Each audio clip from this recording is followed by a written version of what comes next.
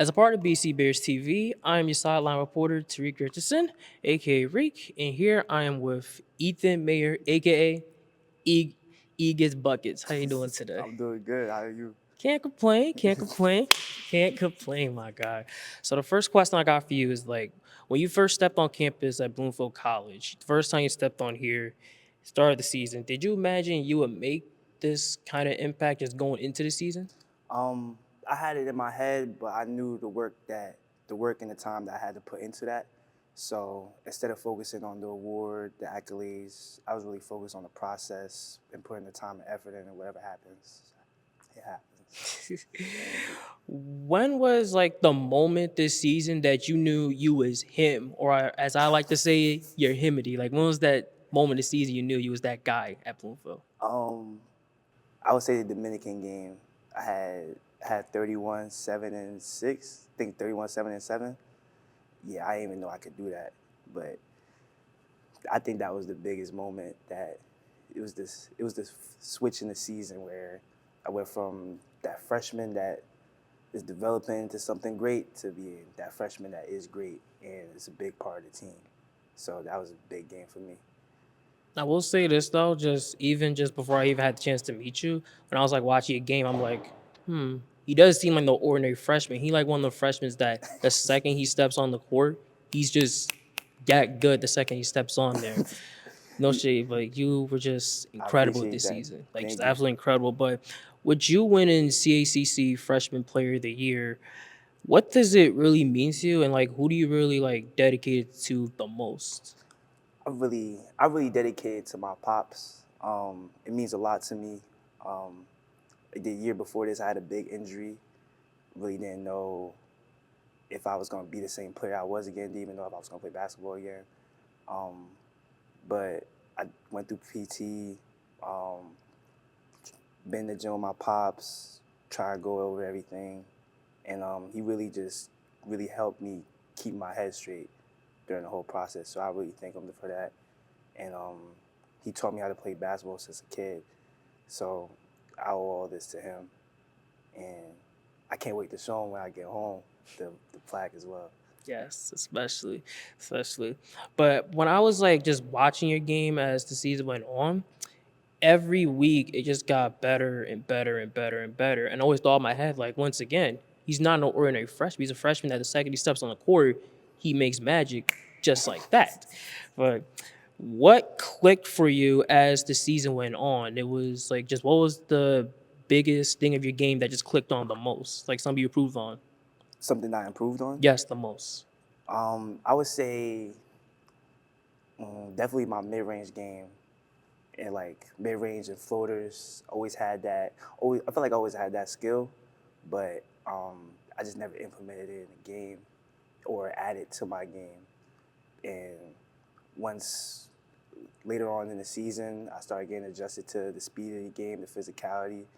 I really felt like that was something teams had to look out for on the scouting report. So that was something pretty cool in my head. And it was pretty sharp too, because every time I went in, no backboard or nothing. All net, just very, very clean.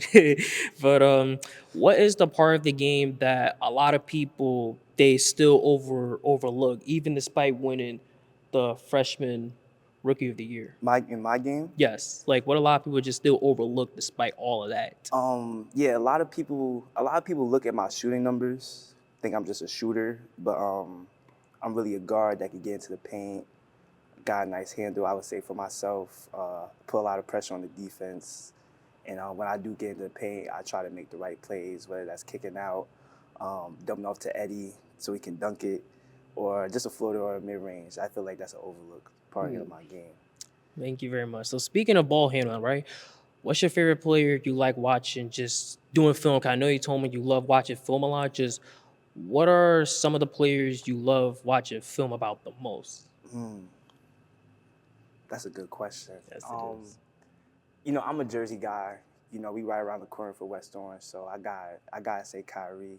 I had the chance to work out with him a couple summers ago. Um, once at Seton Hall, once at West Orange High School, and that was a pretty cool experience. Just seeing how he's able to move on the court, the things he can do on the court. It's just something that you're never gonna lose knowledge studying from him. Like it's never gonna be a setback. You can always learn from a player like him. But besides him, I would say Chris Paul, trying to be a better point guard actually. Yes. Just the way how he moves around the screens and the pick and roll, he turns bigs into bigs.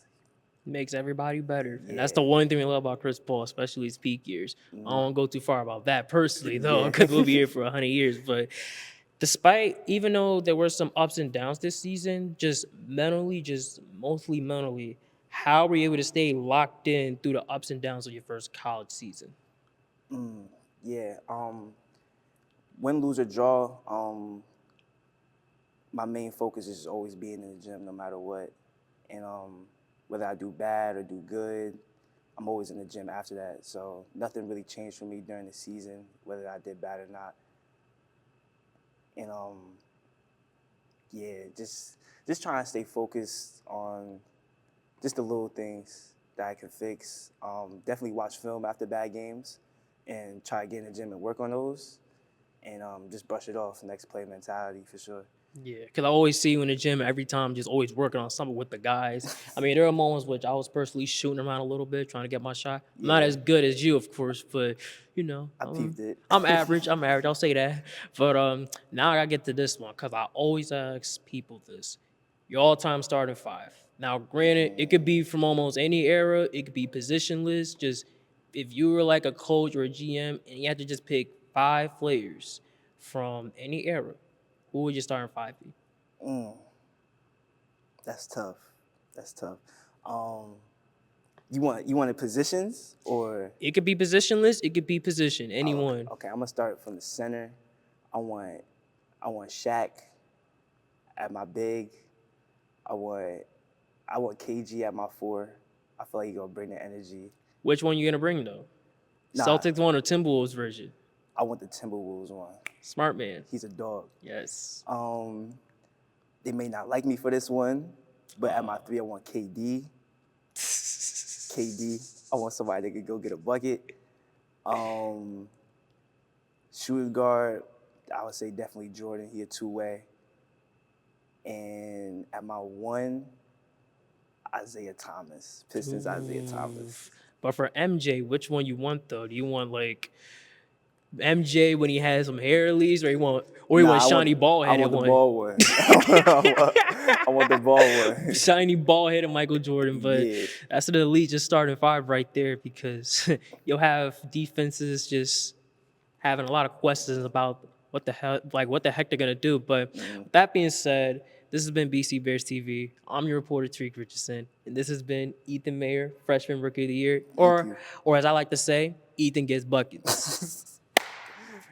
Thank you again. Yeah, the snap. Always gotta get the snap.